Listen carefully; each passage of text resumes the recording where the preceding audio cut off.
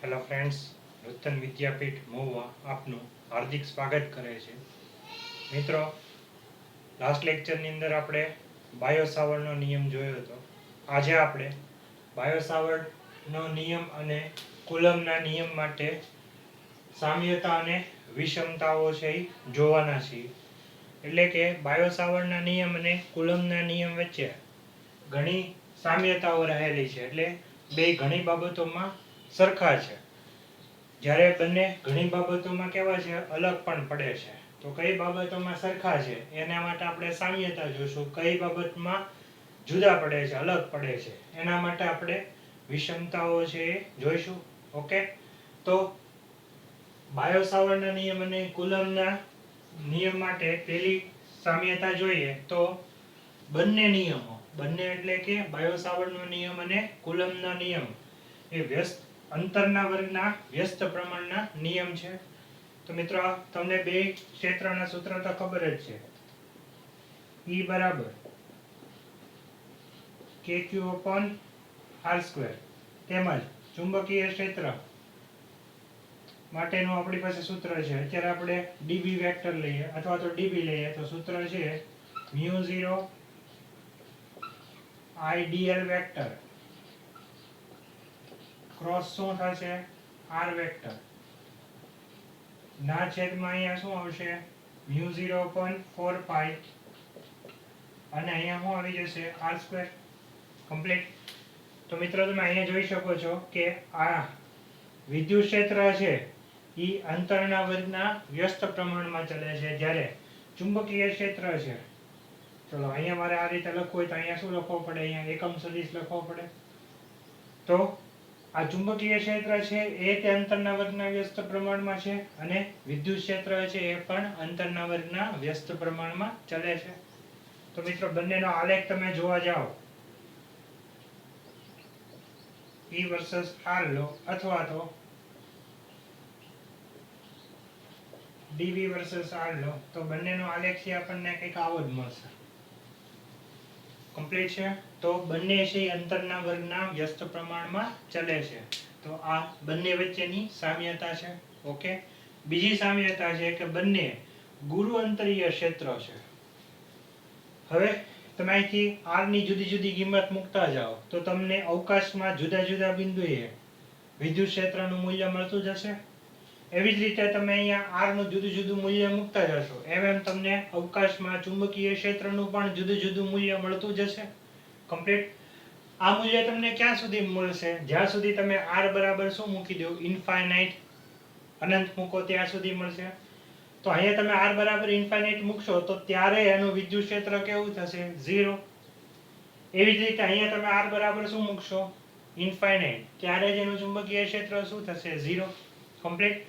તો આ બંને ક્ષેત્રો છે એ ક્યાં સુધી વિસ્તરેલા છે, ક્યાં સુધી ફેલાયેલા માની શકીએ આપણે, અનંત અંતર સુધી.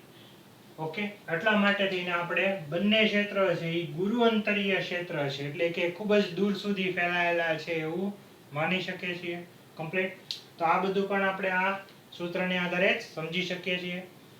હવે એની પછીનો મુદ્દો છે કે બંને માટે સંપાતપણાનો સિદ્ધાંત લાગુ પાડી શકાય છે. હવે આપણે પહેલા ચેપ્ટરની અંદર વિદ્યુત ક્ષેત્ર માટે સંપાતપણાનો સિદ્ધાંત ભણી ગયા કે મારે કોઈ એક બિંદુ પાસે પરિણામી ચુંબકીય ક્ષેત્ર જોઈતું હોય તો મારે કોઈ એક બિંદુ પાસે પરિણામી વિદ્યુત ક્ષેત્ર જોતું હોય તો બધા જ બિંદુ પાસેના વિદ્યુત ક્ષેત્રનો શું કરવો પડે, સદિશ સરવાળો. તો આ સદિશ સરવાળો એટલે કે E1 vector plus E2 vector plus dot dot dot ક્યાં સુધી લખી શકો છો, En વેક્ટર સુધી લખી શકો છો ને. તો આ દરેક બિંદુના સ્વતંત્ર વિદ્યુત ક્ષેત્રનો શું કરી નાખો, સરવાળો કરી નાખો, તો તમને જે તે બિંદુએ શું મળી જાય, પરિણામી વિદ્યુત ક્ષેત્ર. એવી જ રીતે તમારે કોઈ બિંદુએ પરિણામી શું જોવે છે, ચુંબકીય ક્ષેત્ર જોવે છે. તો બધા જ ચુંબકીય ક્ષેત્રનો તમે શું કરી નાખો, સદિશ સરવાળો કરી નાખો. તો આ રીતના તમને શું મળી જાય છે, જે તે બિંદુએ પરિણામી ચુંબકીય ક્ષેત્ર.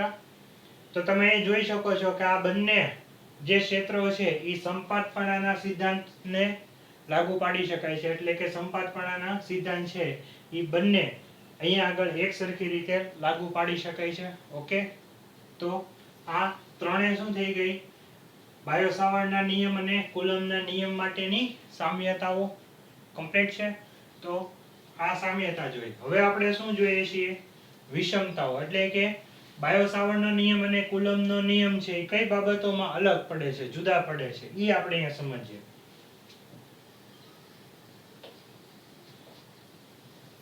તો અહીંયા કીધું છે કે ચુંબકીય ક્ષેત્ર છે એ સદિશ ઘટક આઈડિયલ વેક્ટરના કારણે મળે છે, જ્યારે વિદ્યુત ક્ષેત્ર છે અદિશ ઘટક q ના કારણે મળે છે. તો મિત્રો અહીંથી જોઈ શકો છો આ વિદ્યુત ક્ષેત્ર છે એનો ઉદ્ગમ છે એ શું છે, વિદ્યુત ભાર. વિદ્યુત ક્ષેત્રનું ઉદ્ગમ એટલે વિદ્યુત ક્ષેત્ર શેના કારણે ઉદ્ભવે છે, વિદ્યુત ભારને લીધે. તો આ વિદ્યુત ભાર છે એ કેવી રાશિ છે, અદિશ છે. એટલા માટે વિદ્યુત ક્ષેત્ર છે એનું ઉદ્ગમ છે એ શું છે, અદિશ. જ્યારે ચુંબકીય ક્ષેત્ર છે એ શેના લીધે ઉદ્ભવે છે, તો કે આઈડિયલ વેક્ટર સદિશને લીધે. કમ્પ્લીટ. તો ચુંબકીય ક્ષેત્રનું ઉદ્ગમ છે એ શું છે, તો કે આઈડિયલ વેક્ટર. અને આઈડિયલ વેક્ટર છે એ કેવું છે, સદિશ છે. તો આ ચુંબકીય ક્ષેત્રનું જે ઉદ્ભવ છે એ કયો ઘટક છે, સદિશ ઘટક છે. અને એ સદિશ ઘટક કયો છે, આઈડિયલ વેક્ટર. અને આનો વિદ્યુત ક્ષેત્રનો જે ઉદ્ભવનો જે ઘટક છે એ કયો છે, અદિશ ઘટક છે. અને ઈ કોણ છે, વિદ્યુત ભાર છે. કમ્પ્લીટ.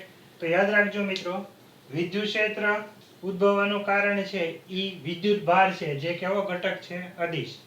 એવી જ રીતે ચુંબકીય ક્ષેત્ર ઉદ્ભવવાનું કારણ શું છે, આઈડિયલ વેક્ટર, એટલે કે વિદ્યુત પ્રવાહ ખંડ, જે આપણે લાસ્ટ લેક્ચરમાં ભણી ગયા હતા.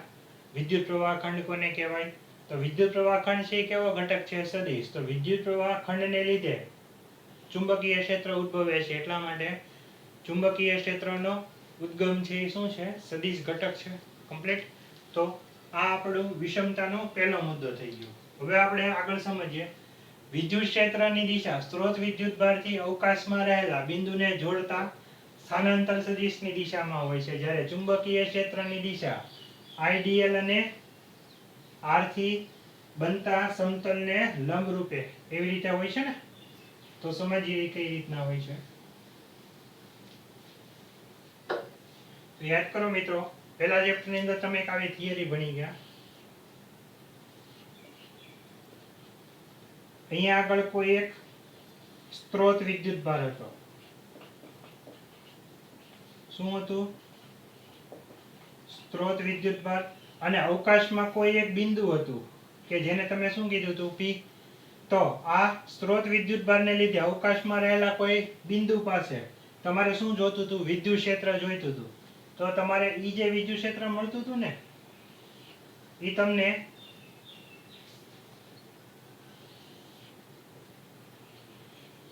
આ સ્ત્રોત વિદ્યુત ભાર, અહીંયા તમે યાદ કરો શું મૂકતા હતા, પરીક્ષણ વિદ્યુત ભાર.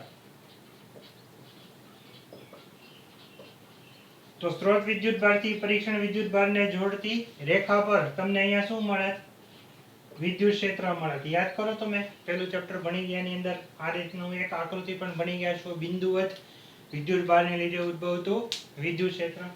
તો અહીંયા આગળ વિદ્યુત ક્ષેત્ર છે કઈ દિશામાં આવ્યું, તો કે વિદ્યુત સ્ત્રોત વિદ્યુત ભાર અને પરીક્ષણ વિદ્યુત ભારને જોડતી રેખા પર, એટલે કે આપણે r જેટલો સ્થાન સદિશ દોરીએ ને ઈ જ રેખા પર મળે છે આપણને. કમ્પ્લીટ. જ્યારે ચુંબકીય ક્ષેત્ર છે એ કઈ દિશામાં મળે, તો લાસ્ટ લેક્ચર ની અંદર આપણે આવી આકૃતિ ભણી ગયા હતા. આ આઈડિયલ જેટલો શું હતો, પ્રવાહખંડ હતો. કમ્પ્લીટ. યાદ કરો, એનાથી કેટલા અંતરે, r અંતરે આવેલું એક કયું બિંદુ હતું, P. તો આ P બિંદુએ તમારે શું જોઈતું હતું, ચુંબકીય ક્ષેત્ર ને. તો એ ચુંબકીય ક્ષેત્ર છે આઈડિયલ અને r થી બનતા સમતલને ક્યાં હતું, લંબ રૂપે હતું. યાદ કરો. તો ચુંબકીય ક્ષેત્રની દિશા એ આઈડિયલ એટલે કે આ અને આ r છે, એનાથી બનતું જે આ સમતલ છે એને કાં તો લંબ રૂપે ક્યાં હશે, અંદર હશે, અને કાં તો લંબ રૂપે ક્યાં હશે, બહાર હશે. જ્યારે અહીંયા ક્યાં હશે તો કે સ્ત્રોત વિદ્યુતભારથી જે તે બિંદુ પાસેના સ્થાન સદિશને અથવા તો સ્થાનાંતર સદિશને જોડતી રેખા પર કોણ હશે? વિદ્યુત ક્ષેત્ર. અને ચુંબકીય ક્ષેત્ર છે આઈડીએલ અને આર થી બનતા સમતલને કેવું હશે? લંબરૂપે, કાં તો અંદર તરફ કાં તો બહાર તરફ. તો બેની દિશાના મુદ્દાની અંદર એટલે કે દિશાના સંદર્ભમાં પણ આ બંને એકબીજાથી કેવા છે? અલગ છે. તો લાસ્ટ એની પછીનો નેક્સ્ટ વિષમતા છે બાયો સાવર્ટનો નિયમ ખૂણા પર આધારિત છે, જ્યારે કુલમ્બનો નિયમ ખૂણા પર આધારિત નથી. હવે અહીંથી જુઓ તો આપણે આ એંગલ છે એ કેટલો ધાર્યો હતો થિયરીમાં? થીટા. તો જેમ જેમ થીટા બદલાશે એમ ચુંબકીય ક્ષેત્ર શું થશે? બદલાશે. જ્યારે તમે જોઈ શકો છો કે અહીંયા કોઈ એક ખૂણા ઉપર આધારિત નથી. તો વિદ્યુત ક્ષેત્ર છે એ ખૂણા ઉપર આધારિત નથી, જ્યારે ચુંબકીય ક્ષેત્ર છે એ ખૂણા પર આધારિત છે. જે સૂત્રની મદદથી જોઈએ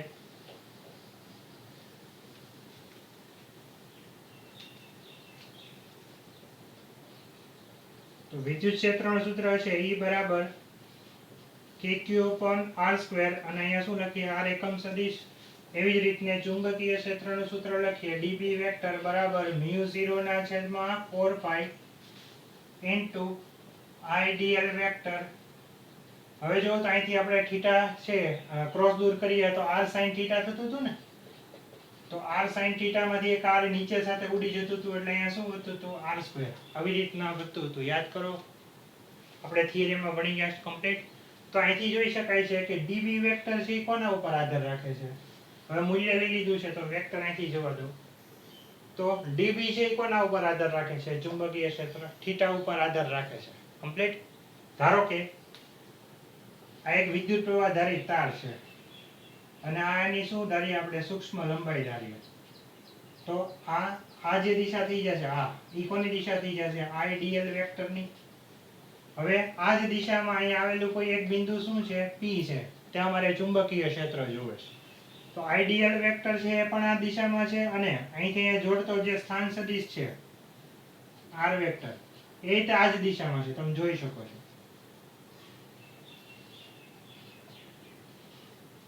તો આઈડીએલ અને r બે એકબીજાને કેવા છે? સમાંતર. તો અહીંયા થીટા છે કેટલો થશે? 0. તો જ્યારે અહીંયા થીટા છે 0 થઈ જાય તો અહીંયા sin 0 મૂકો તો શું થઈ જશે? 0. તો અહીંયા ચુંબકીય ક્ષેત્ર શું થઈ જશે? 0. એનો મતલબ કે જ્યારે આઈડીએલ જેટલા પ્રવાહખંડની લાઈન ઉપર એટલે એ જ દિશામાં એ જ અક્ષ ઉપર કોઈ એક બિંદુ લઈએ તો ત્યાં આગળ આ આઈડીએલ પ્રવાહખંડને લીધે મળતું ચુંબકીય ક્ષેત્ર કેવું મળશે? 0 મળશે. કમ્પ્લીટ. હવે કદાચ આપણે આવું વિચારીએ, આ બિંદુ P છે અહીંયાની જગ્યાએ ક્યાંક આપણે અહીંયા વિચારીએ અથવા તો ઉપર તરફ વિચારીએ. લો અહીંયા વિચારીએ તો હવે r વેક્ટર છે કઈ તરફ ગયો? ઉપર તરફ. જ્યારે આઈડીએલ છે કઈ તરફ ગયો? આ તરફ. તો બે વચ્ચે એંગલ કેટલો બનશે? 90.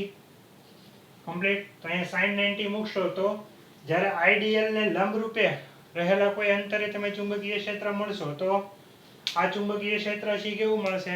મેક્સિમમ મળશે. કેવું મળશે? મેક્સિમમ. કારણ કે sin 90 ની કિંમત કેટલી થાય? 1 અને કેવું મૂલ્ય છે? મેક્સિમમ. તેથી આઈડીએલ થી લંબ અંતરે તમે ચુંબકીય ક્ષેત્ર મેળવશો તો એ ચુંબકીય ક્ષેત્ર તમને કેવું મળશે? મેક્સિમમ મળશે. ઓકે. તો આપણે આ જે બધા મુદ્દાઓની ચર્ચા કરી કે બાયો સાવર્ટનો નિયમ અને કુલમ્બના નિયમ વિશે સામ્યતા અને વિષમતાઓ, એ તમને એક્ઝામની અંદર પૂછાઈ શકે એવો પ્રશ્ન છે. એટલે ખાસ બેના કોન્સેપ્ટ છે મગજમાં રાખજો. ઓકે. હવે આપણે થોડુંક વધારામાં માહિતી જોઈએ.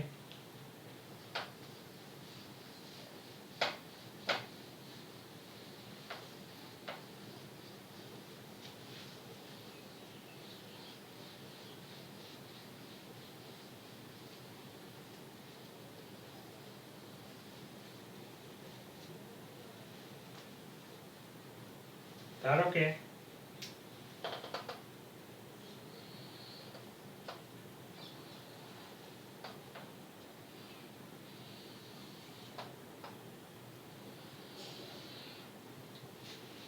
આ એક શું છે? સમક્ષિતિજ સમતલ. એમાં એક વિદ્યુત પ્રવાહ ધારિત તાર આ રીતે રહેલો છે. ધારો કે તારમાંથી આ રીતના વિદ્યુત પ્રવાહ પસાર થતો હોય તેની આજુબાજુ જે ચુંબકીય ક્ષેત્ર રેખાઓ છે ને આમ ગોઠવાયેલી હશે. કમ્પ્લીટ. હવે તમને આ બિંદુએ ચુંબકીય ક્ષેત્ર મેળવવાનું કે ચુંબકીય ક્ષેત્રની દિશા, તો અહીંયા જે તે બિંદુએ તમારે શું દોરવો પડે? સ્પર્શક. અહીંથી જુઓ તો આ બ્લેક કલરની જે લાઈન છે એ શું છે? ચુંબકીય ક્ષેત્ર રેખાઓ છે. તો તમારે ચુંબકીય ક્ષેત્ર રેખામાં જે તે બિંદુએ શું દોરવો પડે? સ્પર્શક દોરો. તો આ બિંદુએ શું થઈ ગયું? ચુંબકીય ક્ષેત્ર. ક્યાં હશે? તો કે આ સમતલને લંબ રૂપે કઈ તરફ હશે? અંદર તરફ. બીજી ભાષામાં કહીએ તો અંગૂઠો છે એને ક્યાં રાખવાનો છે? વિદ્યુત પ્રવાહની દિશામાં. તો આંગળીઓ છે અહીંયા ક્યાં જાય છે? બોર્ડના સમતલને લંબ રૂપે અંદર તરફ. તો અહીંયા જે ચુંબકીય ક્ષેત્ર છે એ સમતલને લંબ રૂપે ક્યાં હશે? અંદર તરફ હશે. સેમ એવી જ રીતના હું અહીંયા બીજું બિંદુ લઉં જેનું નામ આપું P'. તો અહીંયા ચુંબકીય ક્ષેત્ર રેખાઓ આમ આવતી હશે. તો હવે અંગૂઠાને કઈ દિશામાં રાખીએ? વિદ્યુત પ્રવાહની દિશામાં. તો આ બાજુ જુઓ તો આંગળીઓ છે ક્યાં આવે છે? બહાર આવે છે. તો બહાર આવતી હોય તો એનું ચુંબકીય ક્ષેત્રની દિશા છે એ આ તરફની દિશામાં, સ્પર્શકની દિશામાં હશે. અને એને તમે અહીંયા ડોટ કરીને સર્કલ વડે દર્શાવી શકો છો. કમ્પ્લીટ. તો આ રીતના આખું ચુંબકીય ક્ષેત્ર રેખાઓ શું કરતી હશે? બંધ ગાળા રચતી હશે. જ્યારે તમે પહેલા ચેપ્ટરમાં ભણી ગયા છો કે વિદ્યુત ક્ષેત્ર રેખાઓ કદાપી બંધ ગાળા રચતી નથી અને ચુંબકીય ક્ષેત્ર રેખા હંમેશા શું કરે છે? બંધ ગાળા રચે છે. તો આ એક મુદ્દો છે એ ખાસ સમજી શકાય એવો છે અને સમજવો પડે એવો, કારણ કે દાખલાઓમાં આપણે આની મદદથી એની દિશાઓ છે એ મેળવશું. હવે લખીએ શૂન્યાવકાશની પરમિટિવિટી. શૂન્યાવકાશની પરમિએબિલિટી અને શૂન્યાવકાશમાં પ્રકાશના વેગ c વચ્ચેનો એક અગત્યનો બહુ ઇન્ટરેસ્ટિંગ સંબંધ છે આપણે અહીંયા મેળવીએ. તો અહીંયા હું લખું E0 * μ0 બરાબર કરીને લખીએ. તો E0 અને μ0 છે. તો એક કામ કરું, અહીંયા 4π વડે ગુણી નાખું ને 4π વડે ભાગી નાખું. કેમ? કારણ કે મારે અહીંયા કોની સાથે સંબંધ જોવે છે? c સાથે. તો એક કામ કરું કે E0 * μ0 છે શૂન્યાવકાશની પરમિટિવિટી અને શૂન્યાવકાશની પરમિએબિલિટી. તો પરમિટિવિટી અને પરમિએબિલિટી બેયનો શું કરી નાખું? ગુણાકાર. હવે એક કામ કરું, અહીંયા 4π વડે ગુણી નાખું. તો 4π E0 આટલું થઈ ગયું, એ ગુણ્યું. હવે ભાગી નાખું તો μ0 તો હતા જ તે. કોના વડે ભાગ્યા મેં? 4π વડે. કમ્પ્લીટ. હવે પહેલા ચેપ્ટરની અંદર તમે ભણી ગયા કુલંબી અચળાંક k બરાબર શું લખાય? 1/4π E0. તેથી 4π E0 બરાબર શું લખી શકાય? 1/k. રેડી? તો આ એટલું છે એની જગ્યાએ હું અહીંથી શું મૂકી શકીશ? 1/k. ને k નું મૂલ્ય તમને ખબર છે 9 × 10⁹. એવી જ રીતના μ0 પણ 4π. આપણે બાયો સાવર્ટનો નિયમ ભણ્યા ત્યારે કીધું હતું કે μ0 ના છેદમાં 4π ની કિંમત છે જે તમારે યાદ રાખવાની છે 10⁻⁷.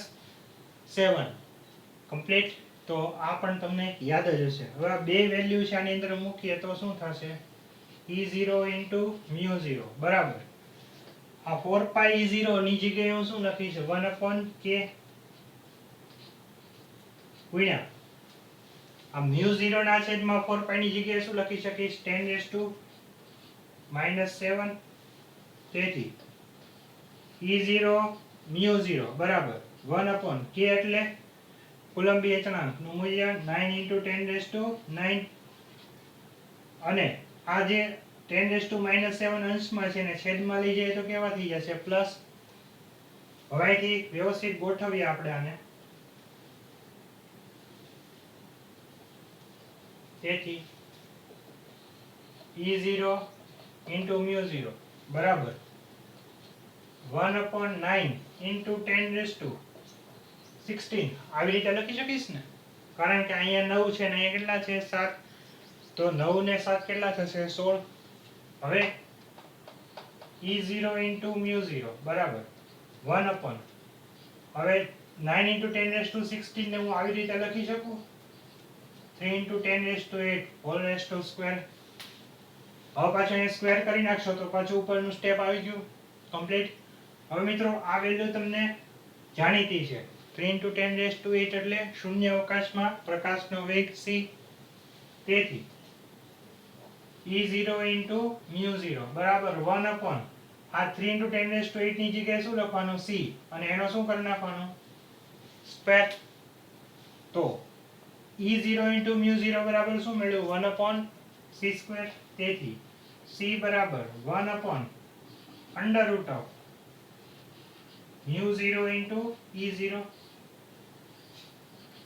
આ કોના માટે છે? શૂન્ય અવકાશમાં પ્રકાશનો વેગ એના માટેનું સૂત્ર છે. હવે આપણે 8મા ચેપ્ટરની અંદર વધારે ડિટેલ આની માહિતી છે એ જોશું. જો આપણે માધ્યમમાં લઈએ તો અહીંયા v આવશે માધ્યમમાં વેગ. તો અહીંયા μ0 અને E0 ની જગ્યાએ શું આવશે? માધ્યમની પરમિએબિલિટી અને માધ્યમની પરમિટિવિટી. કમ્પ્લીટ. જેની વિશે વધારે ડિટેલ માહિતી આપણે 8મા પ્રકરણ વિદ્યુત ચુંબકીય તરંગો છે એની અંદર જોશું. કમ્પ્લીટ. તો આખું જે છે બાયો સાવર્ટના નિયમ અને કુલમ્બના નિયમની જે સરખામણી અને જે વિષમતાઓ છે એ મુદ્દો અહીંયા આગળ પૂરો થાય છે. Okay, thank you.